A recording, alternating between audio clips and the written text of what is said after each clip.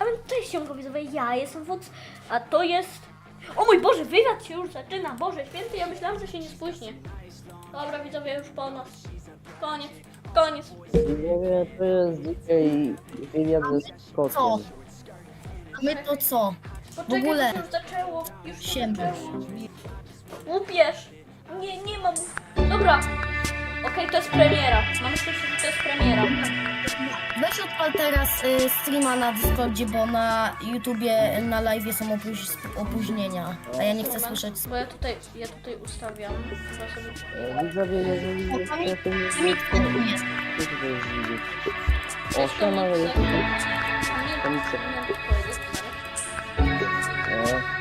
mamy dla was dobrą wiadomość, to tworzymy wam sobie film na podstawie dawki trójki. Jeżeli jesteście na Discordzie, to dobrze, będziecie dostawali informacje i film gdzieś się pojawi w tym roku. Ja nic nie... Coś nam się uda, to na wakacje. Dobra, cicho. Uwaga, bo się zaczyna. 10, 9, 8, 7, 6, 5, 4, 3, Odpal streama. 2, 1, już. Odpalisz streama? No już. Tell me what's in the box. I think as the 10-year anniversary is upon us, Live. I will give this as my gift to the fan base on this 10th anniversary. No. What's in the box Weź tak is Nie wiem. Kurde. Jak ty tylko masz live'a włączonego. Aw, hi Mabel. Yeah, she's the best. What's going on, guys? Dorco back again. Hope you're fantastic today. And it's the 10-year anniversary of Five Nights at Freddy's. It is August the 5th, which means if you've been looking at the list, what the official Twitter has been saying, it's the interview with Scott Crawford, everybody. Hey everybody, how's it going? Doco, good to see you again. Yes, 6 years since the last interview, right? Which is crazy. A lot of things have been happening since then, so let's go back a little bit. So the interview was August 5 minut trwało, że So włączył się after live. that, Dobra, wyciszcie we się. got Help Wanted, Special Delivery, Security Breach, Help Wanted 2, Ruin DLC, so there's a lot going on. And of course the future games as well. Yesterday, Steelwall has announced something. I don't know what it is yet because we're recording this, you know, a couple of months before. But guys, whatever it was, I hope you're very excited for it. Future Dorco into the pit as well. Stuff to look for. There's so much stuff to look forward to, and it's really cool that you've done like a week of exciting things for the 10-year anniversary. You know, we've never seen something like this before. 10 years of Five Nights at Freddy's, which is it's pretty crazy, right? Man, I can't believe it's been so long since our last interview. That really seems like just it doesn't. How long did you say ago? It was 6 years ago. That's hard to believe. Song for you that I'm going to play for you to celebrate the 10-year anniversary. Okay, now this is getting things off to a kind of an awkward start, but I'll let you go on ahead. Okay. Are you No, ready wait, you're for gonna be this? performing. Wait, you're gonna be performing this yourself, or is something recorded? I've got the harmonica right here. Oh, a harmonica. Okay, my I've favorite. been practicing this song for over 32 years. Okay. Mm-hmm. So, are you ready for this? I'm ready. Come on now, you started this. Right. Okay. Let's go. Ready? I'm really good. I'm really good.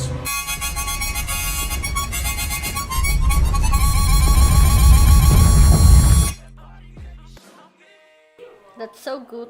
Now, I will admit that I couldn't actually hear that. I don't know if your thing was cutting the audio out. Well, I actually played a spell.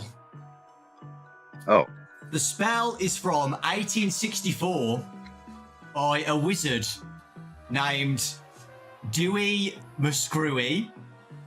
okay. That spell has now hypnotized you to tell me all the lore of Five Nights at Freddy's. Oh, jeez. Now, I thought we talked about this in advance. Now, listen. This is a bad idea to start talking about lore. All right, well, here, you'll have to give me specific questions, and I'll see what I can answer for you. I was joking. But I make no promises.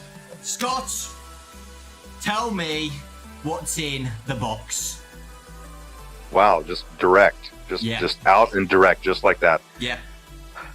Well, look, okay. It's the 10-year anniversary, okay? And even though I like to be elusive, I like to kind of tease the fan base. I like to, and I do like there to be an air of mystery about things. Sometimes I do let things go on for too long. And I understand that sometimes things become not fun anymore and things can become frustrating for theorists. So, okay, I think as the 10-year anniversary is upon us, I will give this as my gift to the fan base on this 10th anniversary. What's in the box is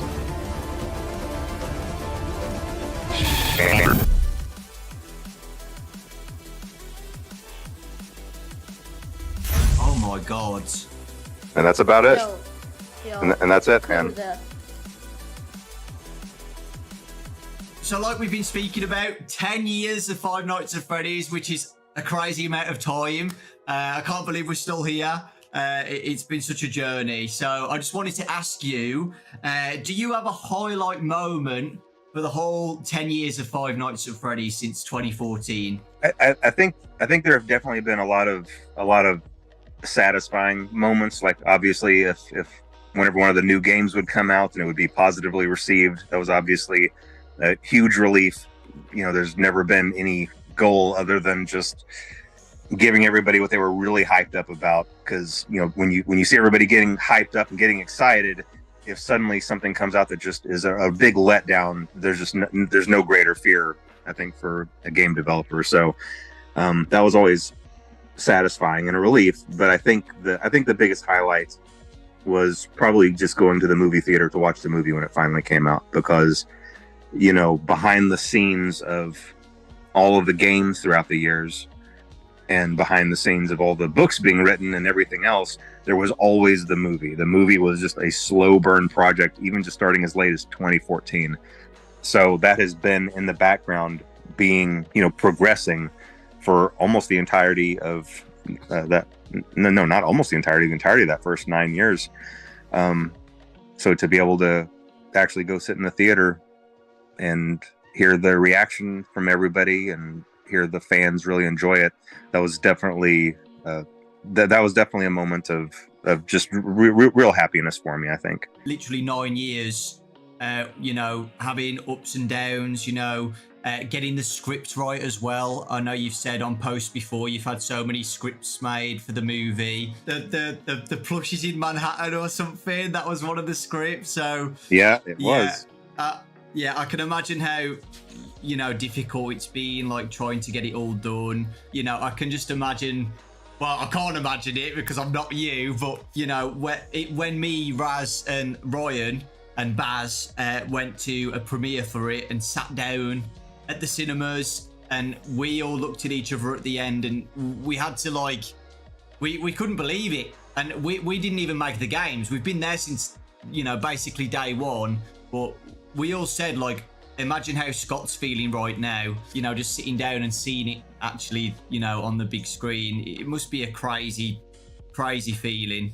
Yeah, and now that I've been through the process, you know, I can tell you it's a miracle that any movie gets made, just being through that process, just how many wheels have to be turning at the same time, and how many things. And even though this process took a long time for me, you know, Hollywood works at just blazing speed, where there's 100 things happening at the same time, and it's a miracle if these things get coordinated. And sometimes things don't work out, but sometimes they do. On the day that I was driving to New Orleans, and the shooting was supposed to start the next day, on that drive, I was on the phone. It was like a 5-hour drive from where I was. I was on the phone the entire time trying to finish contracts and finish negotiating points, because there were still open items with there were still things that needed to be resolved with Universal, Blumhouse, the Actors Guild, the Writing Guild. There were just Louisiana. There were all of these things, and any one of them not being settled properly would mean we couldn't start filming. And all of those conversations were happening at the same time, and all of them depended on one of the other ones. And so that was a very stressful drive, but that's the way that Hollywood works. There's a million things happening at once. It was definitely a whirlwind, but to see all of those pieces come into place, it was pretty remarkable. And yeah, like you were saying, just all of the scripts, starting just with 2015, there were a couple of deals that weren't very good that I'm very fortunate didn't pan out. But then whenever I was with Warner Brothers briefly, that was a good deal, and I was very, very grateful to have that. But even that, whenever the stars seemed to have aligned, things just didn't work out there either. And so I was really fortunate to meet up with Jason Blum and get to have that deal with Blumhouse. They had a lot of faith in the project, and they were following my lead on a lot of things, sometimes to a fault, because lots of times I would throw things out and want to start over. But, they were with me the whole journey. They were with me, and they believed in the vision, and everybody just had the fans at heart. That's all anybody wanted to do. Everybody was just making sure that every part of the movie would be something that the fan base would look at and recognize or relate to or connect with. And I think in the end, we were able to accomplish that. And I'm just really happy with that. And I think we landed with just the perfect cast, which, again, that almost didn't happen either. There were a couple of instances where someone else was about to get a part, and then something would happen that would make that not work out, and then someone better would step in. And I've said this to my contacts at Blumhouse numerous times just over this last 6 months, even since the movie came out, thinking, aren't we glad that we got like Josh Hutcherson for this role? Like, isn't it great we had Elizabeth Lale for this role? Isn't it awesome we had Matthew Lillard for this role? Isn't it great we ended up with Piper Rubio for this role? Like, every single person that we ended up with was just absolutely perfect in those slots, and everybody was just a delight to work with. Once again, since I'm new to kind of the film industry, I got to talk to people about their other experiences on other projects, and it can be really scary because usually, from what I understand, every production has one member of the cast or one person on staff or just one person that causes problems or something like that. We didn't have anything like that. Nothing like that. Everybody was just phenomenal. They were just a joy to work with, and getting to go to filming was really fun. So it was a really fun experience. And in the end, I'm just happy that the fans were happy with it. Now, that's not to say the film didn't have it's places where it could have been improved, and we're all and me and Emma and Jason Blum, we're definitely chat about that and looking to make sure the second movie is a step up and an improvement. So lots of good things to look forward to, I think.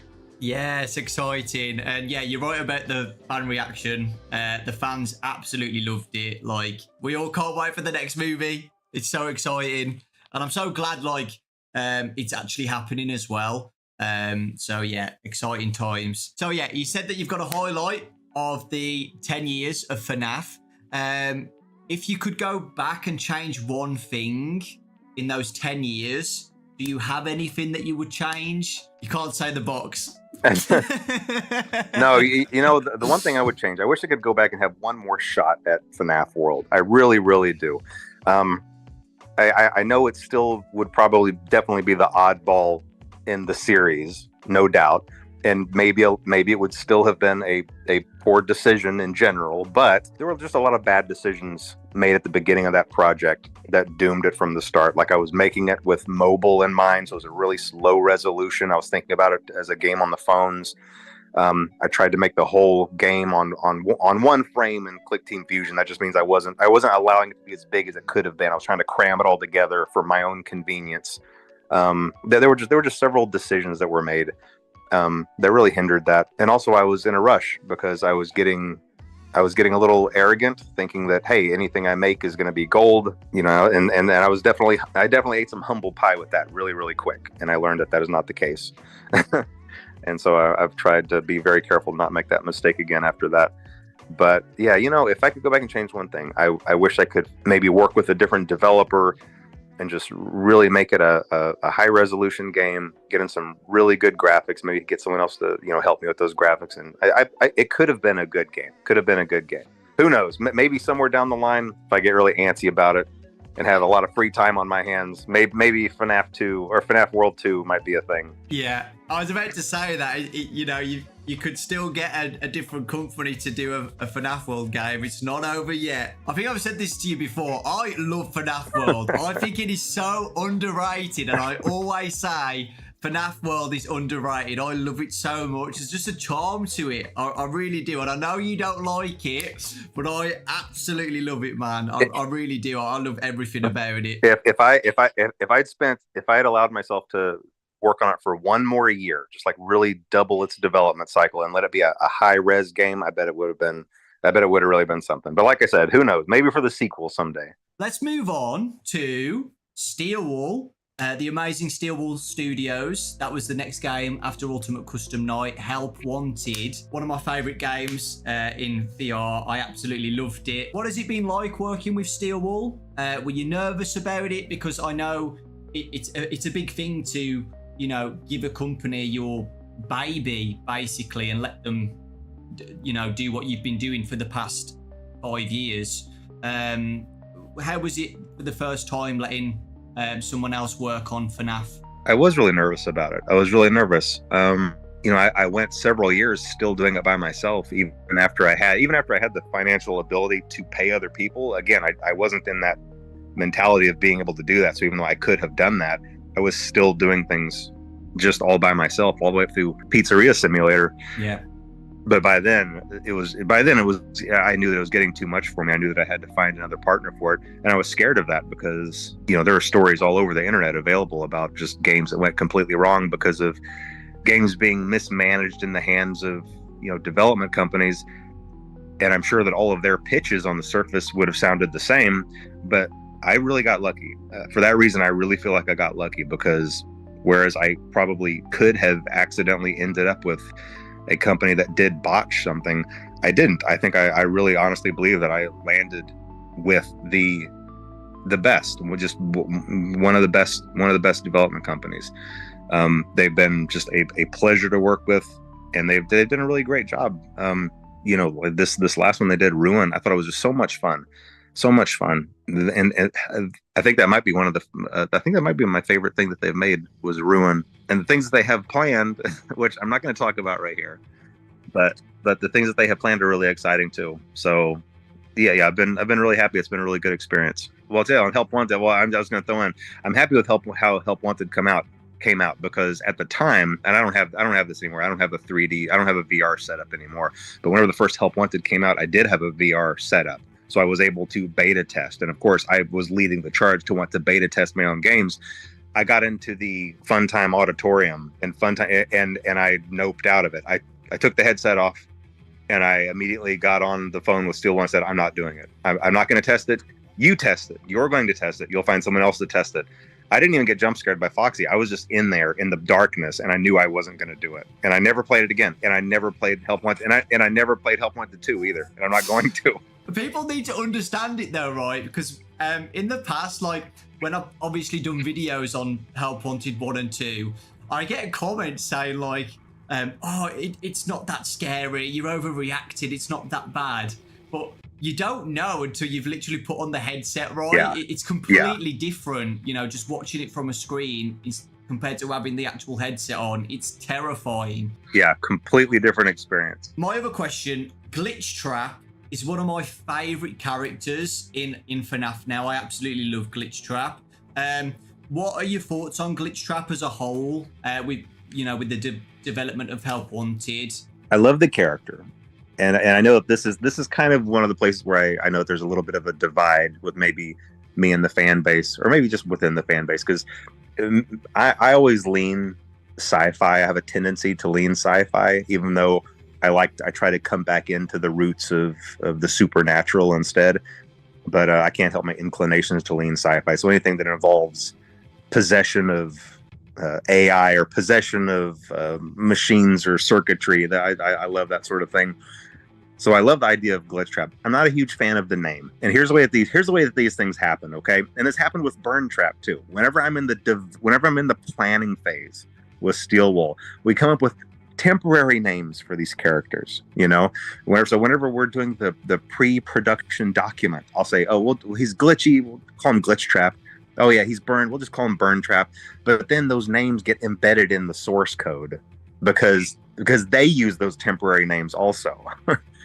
And once they're in the source code, and once someone finds them in the source code, that's it. Like that's the canon name now, and there's nothing I can do about it. And hopefully we're learning our lessons going forward to maybe find I don't know, to just hone in on a better process there, because yes, I love the character, not a huge fan of the name, but it is what it is for now. You know, it's the name. I love Glitch Trap's name. Could you think of a name, like, on the spot, like what you would want to call him or not? Oh, I have no idea. But you know what? A good example is Mexus, you know, from Ruin. Now, that was a character where, even in just my design of the game, I thought that through, and I came up with that. And I'm really happy with it. I really like that name. It's a really cool name. But now, see, if I didn't have one of those ready to fire off, I might have thought up something like, I don't know, Purple Trap or you know, or AI Trap, or just something temporary, and then that would have been the can name. That would have been so much worse than Mexus. So after Help Wanted, we got Security Breach. Were you happy with the release of Security Breach when it first came out? Security Breach, there's things, a lot of things just didn't align up perfectly for that, and there were a lot of reasons for that. I mean, obviously, I hear lots of studios and things kind of blame COVID for stuff, but there is a reason for that. You know, COVID took well-structured work systems and suddenly scattered them and expected the work to continue to flow, and it just doesn't work that way. From my understanding, I'm pretty sure most, if not every, member of Steel Wool got scattered across the country and were trying to just carry on with the workflow, and it was just really difficult. I think that's really the only example when my idea of how a game was going to go was misaligned with how things were going with Steel Wool, and I had a specific story for this in mind. Okay, for Security Breach, I really did. I had a very specific story in mind, and it is very different than the one that got in the game. And I think a part of that is the way that I conveyed that to Steel Wool, because what I was trying to do was I was trying to tell Steel Wool to do specific things throughout the game, put specific items in specific places, have specific characters do certain things, meanwhile not telling them what the story plot was. Because in my head, I was thinking, okay, when people find this, they will connect this to this to this, and it will all be revealed. And I thought I could do that without telling Steel Wool the story plot. That didn't work out very well, because they got all of these pieces and they thought it was their job to connect them in a way that made sense. And so really what you ended up having were the same pieces, but telling completely different stories. And since I was trying to kind of tell a specific story with mine that went a certain direction, they were taking pieces I didn't fully understand and trying to craft a story out of them. And again, I don't blame them for that. I blame myself for that, because I guess what I should have done is just said, hey, here's the story. Here's why these pieces are here. Here's how they're supposed to connect. And I can give you a really easy example for this. And I'm hesitant to say this because I don't like messing with the lore, but I think in this case, it's okay. When it comes to Burn Trap, originally, Burn Trap was never supposed to move.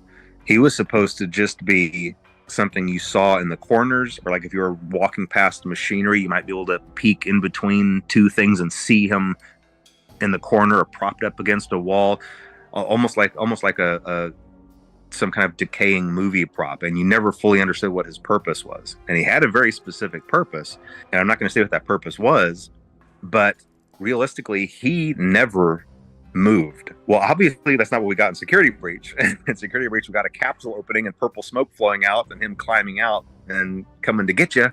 And so it's just not quite the same thing. So, but anyway, it didn't turn out the way anybody wanted. But hey, whenever that happens, just like whenever I stepped in it a little bit with FNAF World, me and Steel Wool got together. We were like, look, all that matters now is making things right by the fan base. That's all that matters. We all had the best intentions going on. We all wanted to make a good product, and we went in and we made Ruin for it, and I hope that redeemed the game, and I feel like it did, because I think it was really great.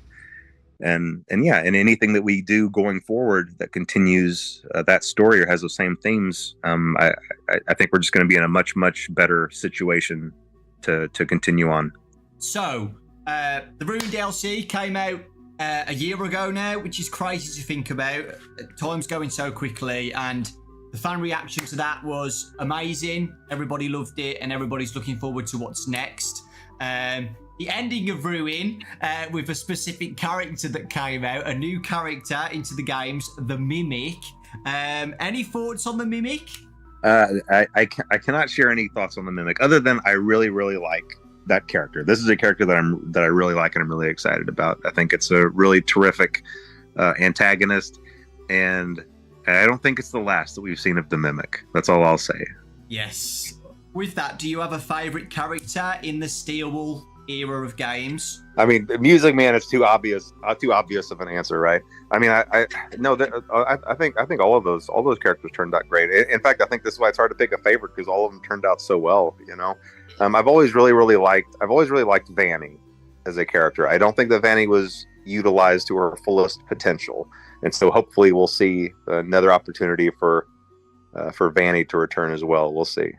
Ooh, okay. Moving on to the books. So the books have been amazing.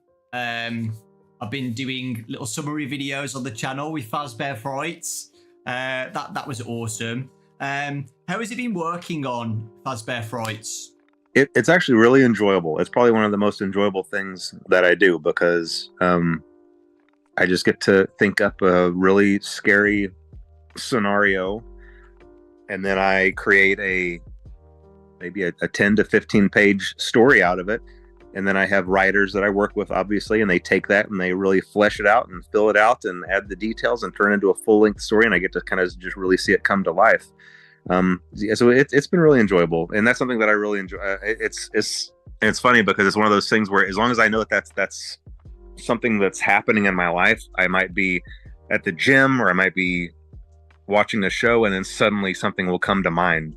And I'll be like, oh man, this is going to make a great story. And I get right home and I start working on it. Do you have a favorite story out of all of them? I think my favorite story it's probably Bunny Call. I know that's kind of an oddball choice, but there's a reason for it. It's because some of these stories are based on my real life experiences. Bunny Call is not completely made up. I used to take my family to a family summer camp. Okay. This is my two oldest boys were maybe 11 and 12 at the time. Or no, I bet they were 13 and 14. It's hard to remember exactly when this was. But then I had younger two that were just babies still. And whenever we showed up at camp and we were all in the auditorium signing up for activities, it was rafting and boating. One of the things you could sign up for was a panda call. Okay. And a panda call it's a very deceiving title, because what that meant is that early in the morning, a bunch of the camp counselors dressed as killer clowns would come into your cabin and scare the crap out of your kids to wake them up early and drag them off to their daily activities. And so I signed up my two oldest, Ian and Braden, my old beta testers, for whenever they, through all their lives testing my games. I signed them up for it. And I thought, oh yeah, this will be kind of fun. It was kind of fun until the next morning started rolling around. I started thinking about what I'd done, because then the next morning I woke up at 5 a.m. and I realized they're out there somewhere. Like this is happening right now. And I started listening for screams, and I started listening for noises. And I even snuck out and went outside, and it was dark and there were crickets chirping, and I was looking around, and I just thought to myself, somewhere out here in the dark in these trees are a bunch of clowns, and they're coming to my cabin. and it was a really, really scary sensation. And so then I just went back inside, and I looked at my family sleeping. I looked at my baby sleeping, and my kids and my wife, and I was like, what have I done? Like, what have I done? Of course, it ended up not being a big deal, because then I just heard a soft knock at the door, and I opened it, and there was a row of killer clowns. I said, never mind, you guys, and they just walked on. And so it wasn't a big deal, but it was still a really eerie feeling like I had signed up for something that I'd regretted and I couldn't undo it, And so I based a Bunny Call on that. Oh, that's awesome. You said that you've got relatable stories. Do you have a relatable story with Fazgoo? Look, okay. Listen, anytime there's a series of a whole bunch of different things, you're going to have some that are great, and then some that's like, well, like what was going on with this? I don't know how to explain the Fazgo. I'm sure I had something in mind that was really great, but they can't all be winners. Now I will say a couple of the other ones that had real life connections. Sometimes you hear about people talking about their sleep paralysis demons or whatever. That's never really made sense to me, but now it kind of makes sense to me, and I don't know why it does. Yeah, every once in a while, a person you'll wake up, but you'll still be paralyzed in your sleep, and for some reason, I guess in that moment, you're still half dreaming, and so you have a tendency to still maybe see something before you fully wake up. And the Blackbird creature was mine. That creature on the cover of Blackbird is my sleep paralysis demon, because I was on vacation, I was by myself. And I don't know what the circumstances were. I feel like I was taking a midday nap, but I woke up with a jolt, and for a split second, I saw that thing standing over me, and I couldn't move, and my body was tingling, and I was just frozen up, and I was just so disoriented after that. But I never forgot that, and I knew immediately after that, it's like, I've got to get this into a story somewhere, like this crazy looking creature. That is crazy. That is absolutely crazy. I've never had sleep paralysis, so I don't know what my creature would look like, but I hope it doesn't look like that. I don't think it's a normal experience. I don't think it's an experience you should want to have. I don't feel like it's a healthy thing. So if that hasn't happened to you, I think you're in a good place. Do you have a least favorite story? I don't know. I think it probably might be the Fazgo, or no. I mean, come on. It's got to be the one where the guy gets pregnant with Springtrap's baby. I'm not sure what I was thinking about. Again, that's one of those things where, oh man, this is going to be really creepy. But then you step back and look at it from afar, and you're like, I don't know if this is a good idea. And I swear I wasn't picking on MatPat. That wasn't a story designed with MatPat in mind. It really, really wasn't. Listen, whenever you're doing these stories for this long, eventually you just run out of names, and you're going to cover all the names. Eventually I'll get around to Dawko. And so if you see Dawko in one of these stories, it's not something personal. It's just because I ran out of names. I don't know. Dawko is a very specific name that you'd have to get to. I probably have a few more to go through before I get to that, so you don't have anything to worry about. When doing my summary videos, and I know a lot of people say the same, people who loved Goosebumps when they were kids find these really relatable, right? And I know kids at school now read Fazbear Frights like they're Goosebumps books. And as a kid, my favourite TV show was Goosebumps. Would you ever think about or like the idea of Fazbear Frights ever being like a TV show like Goosebumps, where it's like a series of some of the best stories or something adapted? Oh yeah, definitely. And that's something that can definitely happen, especially now that the first movie came out and was successful. I think that really opens the door to lots of other potential opportunities. The only thing to be mindful of is I don't want to oversaturate the market and just create too much. And I think that sometimes we get a little bit of that, where franchises have movies and too many TV shows, and it just kind of waters everything down. But I really do like that idea, and it is definitely something that could happen for sure. Awesome. So the next segment is the FNAF movie. I've got some questions for you, Scott. First off, I absolutely loved the movie, as you know, and I know a lot of people did as well. The fans absolutely loved it, and it did really well at the box office as well. Super successful. Congratulations to you, Blumhouse, Universal. So yeah, first question is, how was working on the first FNAF movie after waiting for so long, after announcing it back in 2015? Well, you emailed me back in 2015 about it. I still remember that email. But yeah, how was it? It took a really long time to get off the ground, really just because of the screenplay. But after the screenplay was really locked in, from there, all the wheels started turning, all the engines fired, and it took off. And it was a really fun experience from there. And really the screenplay just had a lot of challenges because of what it was. And it's really, throughout all of those years, I worked with a lot of different directors, a lot of different writers, a lot of really talented people that eventually would end up leaving the project, but still really talented people. And it was really just a matter of there's just material that's difficult to translate to the screen. And one of the biggest issues is the animatronics, obviously being the monsters in the monster movie. If I were to approach any writer of a horror movie or any director and say, okay, here are your monsters, go make a monster movie with them, that's easy. You give them all a knife, you go in, you just make your generic slasher, but just have it be, Freddy, Bonnie, Cheek, and Foxy doing the slashing. The nuance here is that these animatronics are possessed by the spirits of kids, and these are innocent kids. These are victims themselves.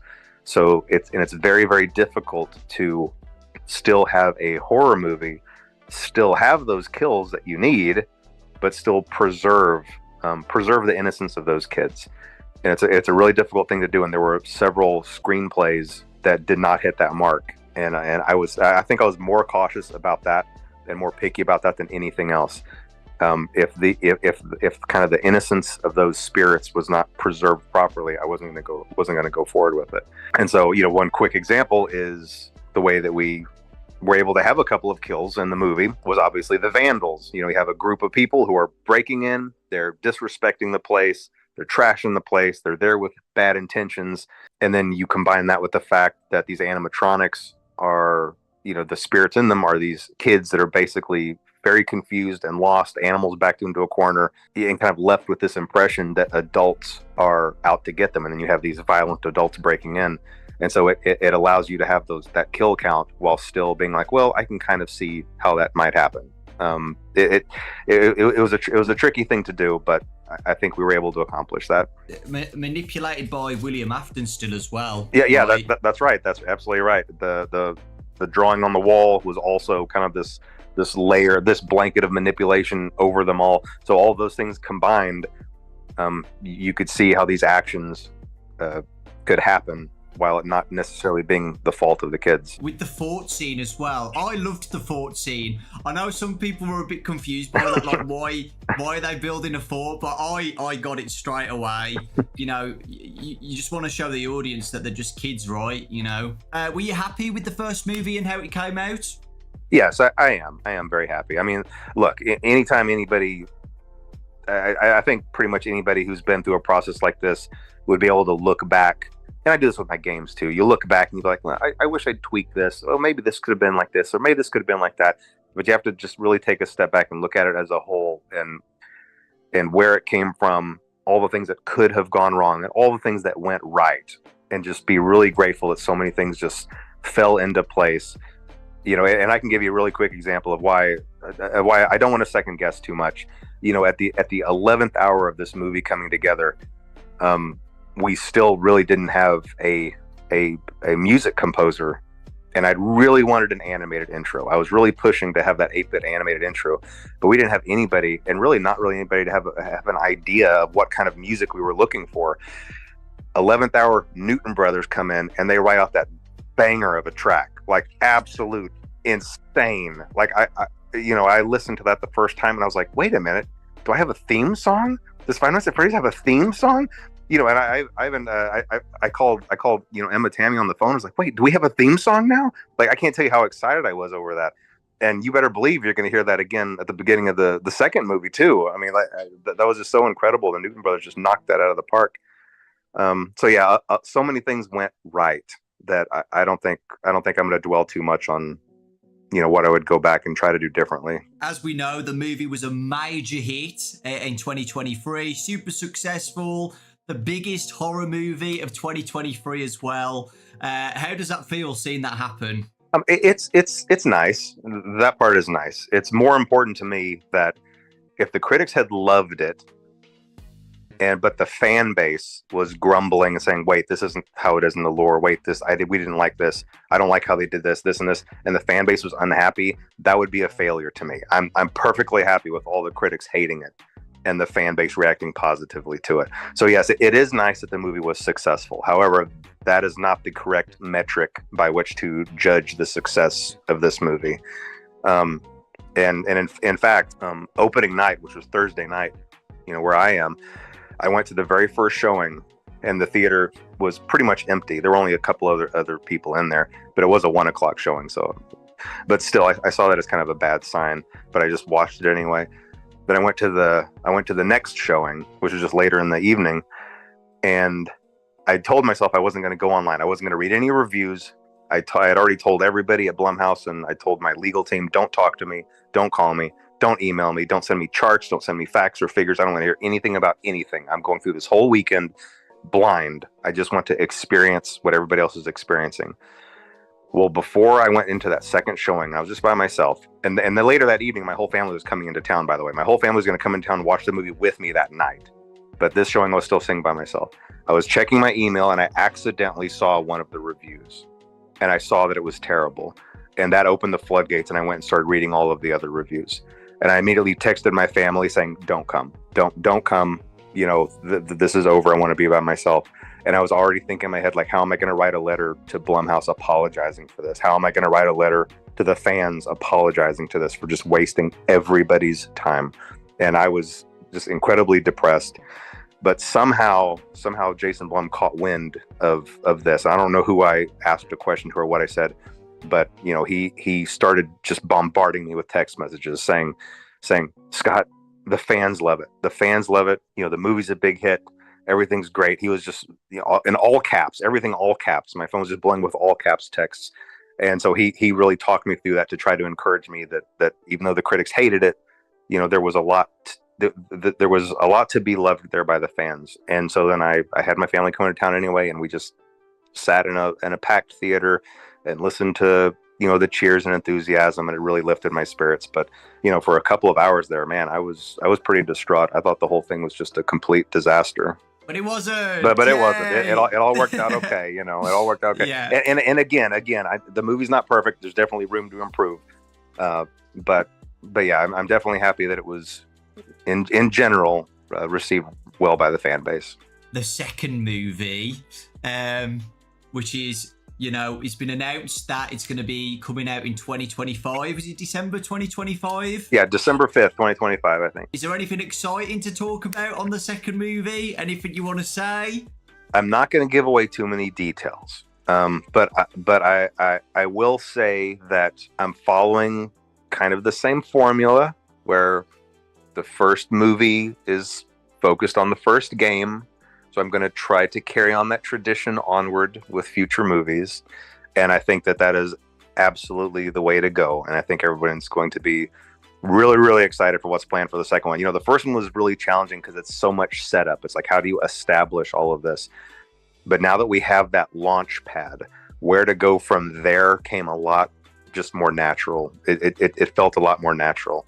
And we were able to really craft just a really great story, I think. And I'm really excited about it. And I won't say anything more, but I'm really hopeful that everyone's going to really love what's gonna come around December 2025. Yeah, so exciting. And is Emma back and everything? Oh yes, yeah, well? Emma's going to be back. She did such a great job on that first one, you know.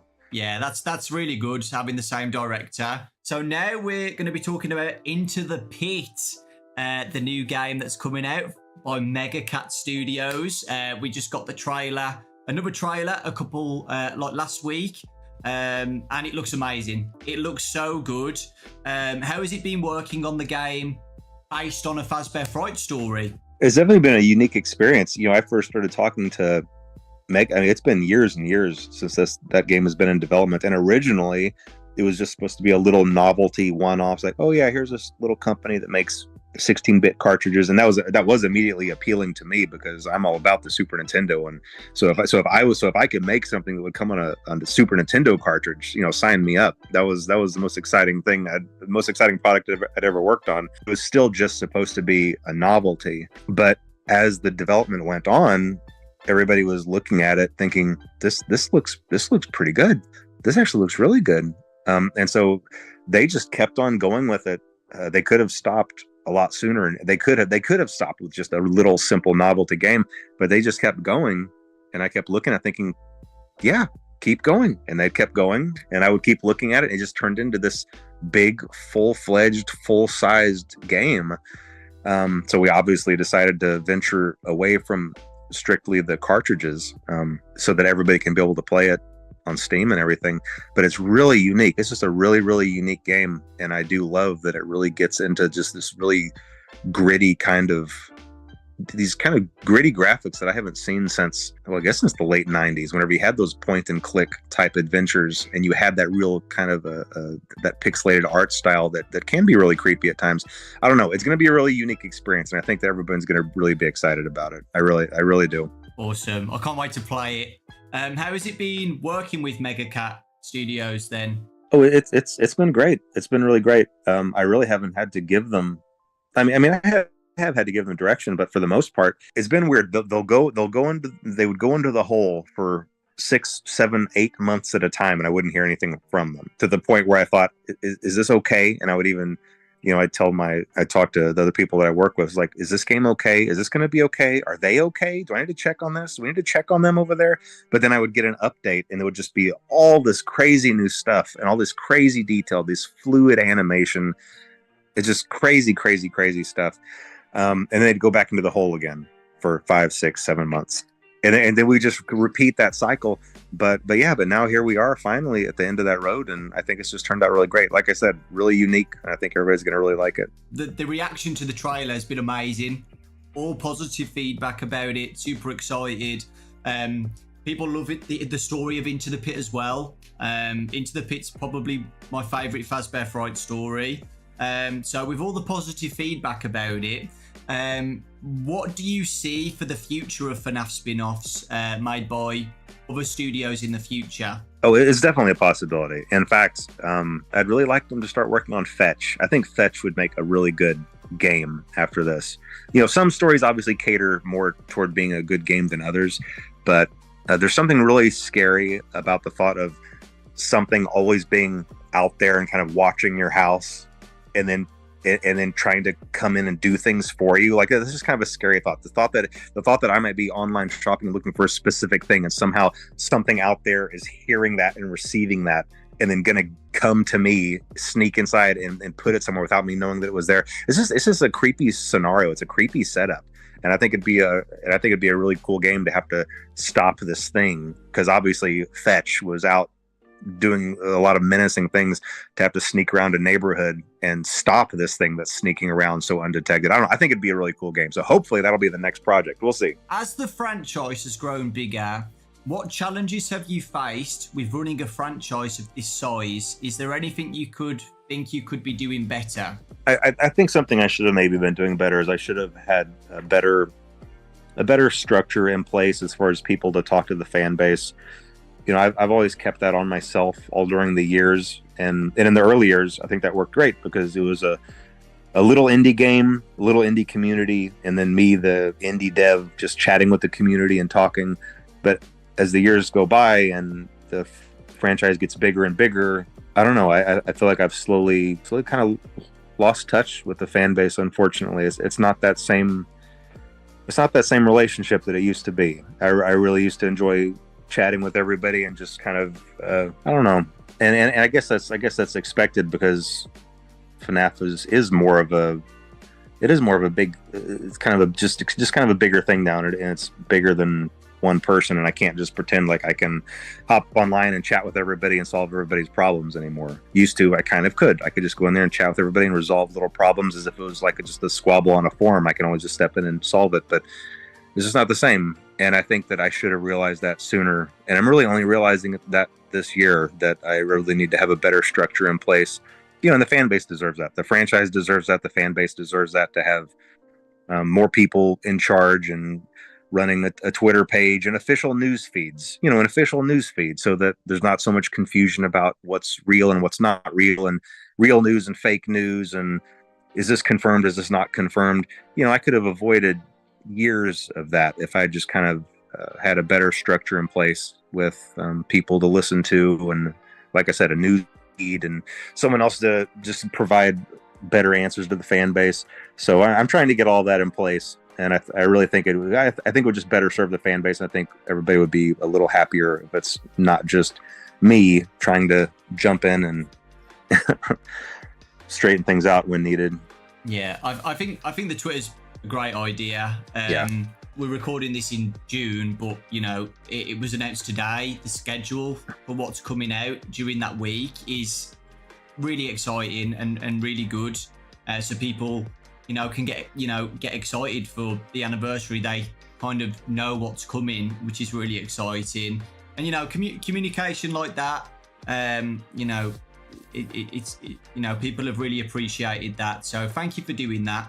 And looking forward to seeing what happens next on the Twitter, what they announce. And apart from the second movie to look forward to, is there anything else you could hint at for the future? Any future titles or any little hints to get people excited for the future? One of the good things is going to be coming from Steel Wool, but that's going to be announced here in this same week that your interview is going to air. So I think that's it. In fact, I'm not sure if it was right before this or right after this. Yeah, it might have been right after this. Yesterday. Okay. And obviously everybody knows about the movie, and right now the books are these interactive books, which I read things like that growing up, and so I'm excited about those. And I've tried to add some depth into those to where you can actually collect items in them and things like that. So it's really not just about picking a path; it's about picking a path and getting something, and then going to the other path and being able to use something. So it makes it more interesting and more intricate. But yeah, I mean, that's the plan for movies, games, and books. And I already told you my hope for the next Mega Cat game, and there is another game planned with Steel Wool, but that's not going to be announced for a while yet. So I can't talk about that. But there is something down the pipe. Okay. even beyond what's being announced this week, there's something beyond. But I can't talk about that. Yeah. So I won't spoil anything.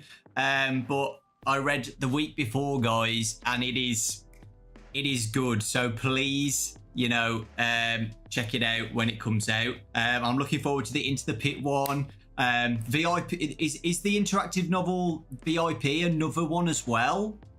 Yes, yeah. VIP it's one that I did with Scholastic, just like the others, but it's just going to be free. It's specifically for this event. I mean, I might still be included in a box set later down the road, but no, for this week, it was made specifically for this event. By the same author, I believe, as the week before. So if you enjoyed that one, you'll enjoy VIP. And I really love the story for VIP. I'm not going to ruin it, but it might be one of my favorites. So hopefully everybody really enjoys that. That's awesome. I'm pretty sure it comes out before the interview. So okay, yeah, great. Future me, if you're watching, you probably loved it. There is a collab announcement tomorrow from this interview. Whatever it is, I don't know. But it seems that you've been more open with collaborations with games recently. The Funko one as well. Are you more open to more collabs since we last spoke during the last interview?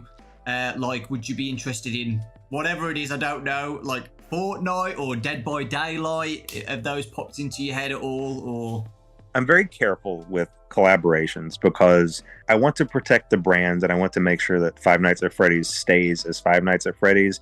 And there are some games where even if I really enjoy the game, it just doesn't feel like a good match. It feels like a mismatch. The brand integrity is the most important thing for me, and keeping everything feeling like it belongs. And so that's really been my only hesitancy. I feel like I am branching out a little bit, and I am a little bit more open to those things than maybe I was in the early years, but I'm still very careful about it. We'll just see. We'll see how things go. Okay. Anything else you would like to add to finish off the interview? Let's see here. No, I mean, I think things are in a good place, and like I said, I think that the things that are on the horizon are all things to be excited about, and I think that everybody's going to really enjoy. The things that the fan base are really going to enjoy. And I wish I could talk about those more, but I don't feel like I can. So do you think we're going to have another interview in 10 years' time? It doesn't have to be 10 years. We can try to do this a little bit more often. Like, what, every 5 years? Yeah, every 5 years. There we go. Okay. Shaking your hand. Just make it a regular thing. Okay, awesome. The biggest thing that everybody has been begging me for this interview when I announced it is the box. That is, everybody just wants to know anything about it because it's the biggest mystery out of the whole 10 years of FNAF, I would say. Maybe Midnight Motorist is number 2. But yeah, I'd say the box is the biggest mystery that everybody wants, like even a tiny snippet of something. Help. Okay. Well, I can try to give somewhat of an answer to that, even though it might not be extremely satisfying for a lot of people. So I would encourage people to turn off the interview if they don't want an answer that they might not be happy with. But whenever I'm making these games, there are a lot of things that are in my head that are just flowing ideas, and when I have them and put them there, it's the first half of something. It's like a string or a rope just like reaching out, and I know that what's there on the other end is there. I trust that it's there. I know that it's there. And then whenever I progress forward, the rest of that just reappears. The rest of it appears and just fits into place perfectly. That's how all my games have been made. I feel that there is something there, and I make the roads to get there for that to be revealed. But then sometimes when things do progress, the roads aren't always the same roads as the ones that had been planned before. And so what that means is, even though at the time something was definitely there, something was definitely reaching out to be there, and I could feel that it was there, the progression of the story didn't go there. And so those strings never got pulled on, and those and the other half of that idea remained in the ether, remained in my subconscious. All of that to say, there is something in the box, but I never pursued it, and I don't know if I can find it again. And I think that that's the best answer that I can possibly give for that. Scott, thank you so much for the interview. Myself and everybody really does appreciate it. We're looking forward to the future. We're looking forward to this week. Future me is probably stressing out, playing all the demos and getting ready for Into the Pit in a few days. I'm so excited for Into the Pit. I really, really am. And all the fanverse stuff as well. My Pop Goes and The Joy of Creation, that demo. I'm looking forward to playing all of those as well and reading the new book. There's a lot in that week. I'm going to just be MIA that whole week. I've already told my friends and family, like, I'm not going to be here for the whole week. Don't call me. Don't text me. I'm going to be in this room just doing everything I can that week. And yeah, we really do appreciate it. So yeah, I think that's it. Which is really weird. That hour went so quick. Thank you guys for watching. Again, I appreciate you guys. Thank you. Without you guys watching the channel, I wouldn't be doing this in the first place, interviewing Scott. So it really does mean a lot to me. Thank you so much. And yeah, I hope you all have a fantastic 10-year anniversary week, and you're all enjoying yourselves playing the demos and reading the books and stuff, and are excited for Into the Pit. And Steel Wars announcement as well. That's so exciting. But yeah, thank you, Scott. I appreciate it. So yeah, we'll both leave now. All right. Dobra, ocenimy to.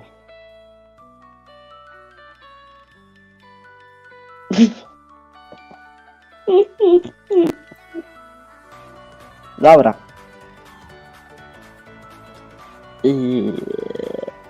Ciekawe, pierwszy raz jestem na wywiadzie, to ciekawe. To jest pierwszy mój wywiad w życiu.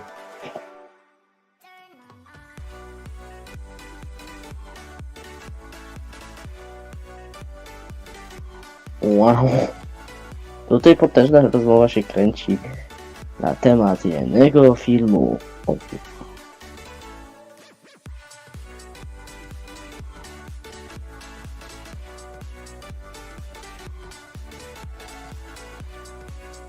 Wow. Ciekawie.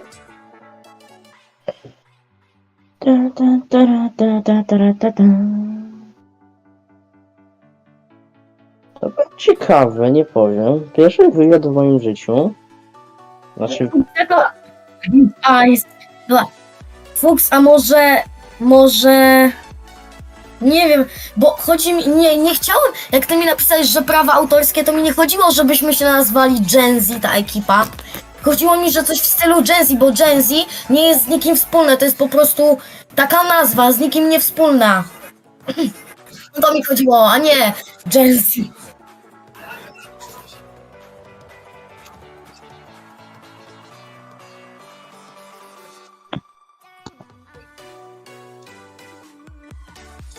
Tak czy tak. O czym coś, teraz żeby rozmawiacie? nie było wspólne. Po prostu nazwa, jakaś nazwa ekipy. Coś, żeby z nikim nie było wspólne i że jak dołączy ktoś, to nie musimy zmieniać. Z nikim wspólne. Fazgang. One Eye. Fazgang. No, a może być ekipa One Eye? Ekipa One Eye chyba lepiej brzmi. Wow. Ekipa One Eye. No, Ekipa jedno oko.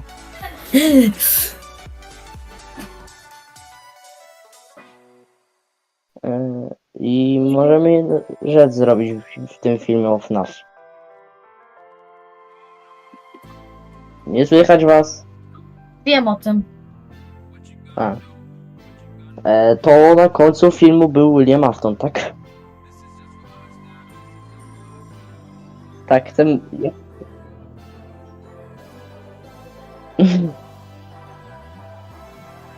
Co ty?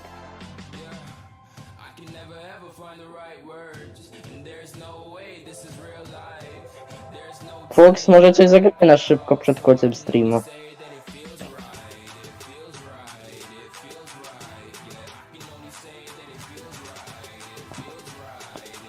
No to usnął to za tak. Dobra. Chyba przegłosowane. Chyba się... 4 głosy się chyba ze mną zgadzają. A ty głosowałeś Fuchs? A na co? Dobra, to ja... A to możemy raz na... To jak będziemy nagrywali odcinki, to na końcu napiszesz ekipa One Eye? Czy coś?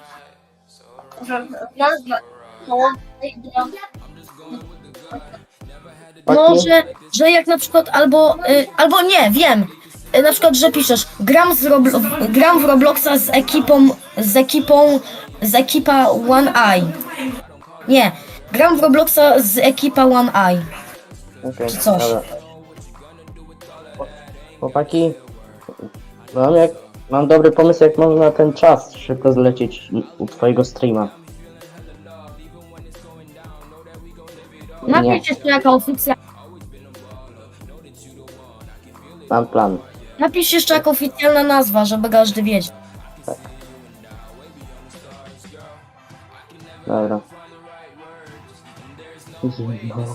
Boże, mamy tutaj już FNAF RP, mamy Dark Tripie. Czy ja powiedziałem nazwę filmu? Angielskie.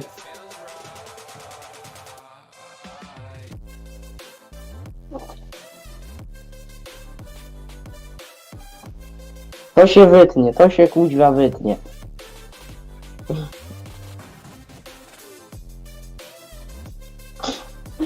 Nikogo nie ma w streamie, jestem tylko ja z widzą.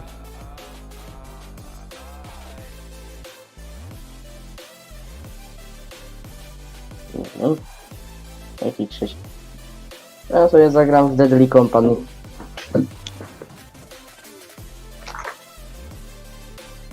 W Deadly Company. Nie...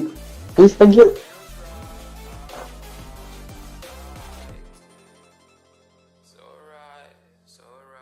Wow.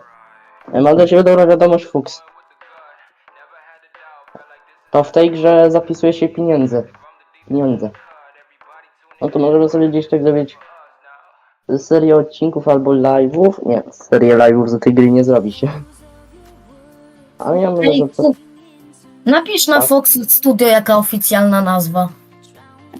Żeby już było wiadomo. Że koniec.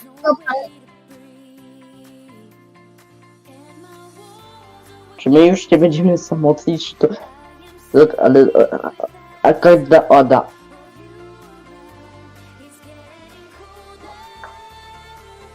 Ale... Ja już nie rozumiem. Ale to będzie jakaś ekipa nagrywkowa.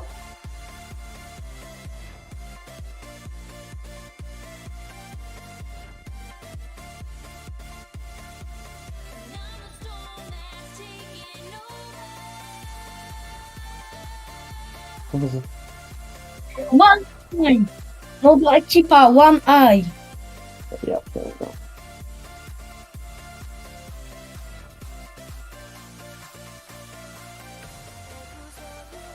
Ej, dawaj, zrobisz jeszcze z tego odcinek albo shorta krótkiego, XD.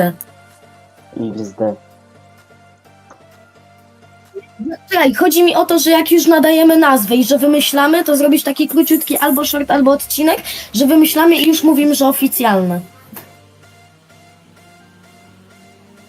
To my będziemy jak Fireout?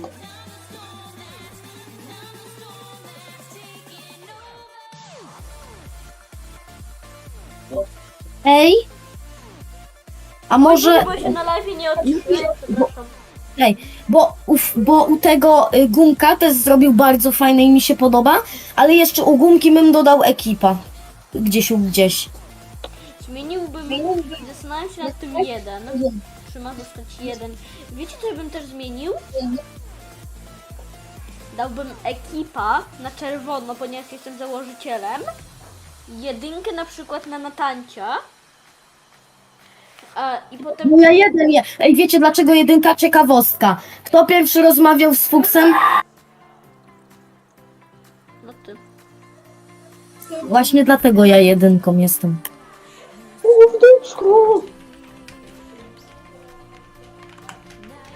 Chłopaki, znalazłem najlepsze Lethal Company na Roblox.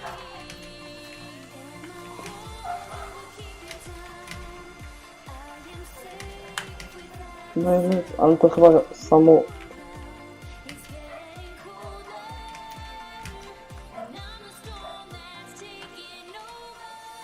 O mój Boże.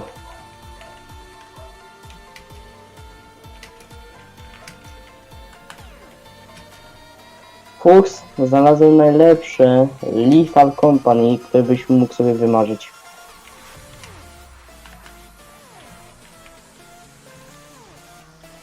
Nie, Co, nie chcesz? nie o to mi chodzi. Nie. Pal. To coś odpala.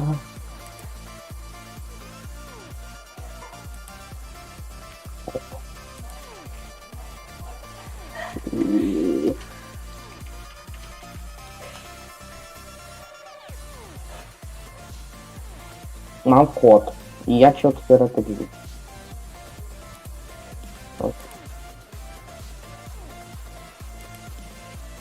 Ciąg za wajchę krąg. Bo i może jeszcze zrobić jakiś hareks. O nie, co ja sobie wyobraziłem. No, Sobie robię wyobraziłem, że ja sobie chciałem powiedzieć, że jakby te literki i te kolory będą z nami połączone i teraz sobie wyobraziłem jedynkę z moją twarzą u góry i z moimi ubraniami. Zresztą jak to koszmarnie wygląda. To zły pomysł. Czekaj, no, jest koniec tego odcinka. Dzięki za oglądanie narka odcinka. Live'a. Pa. Like,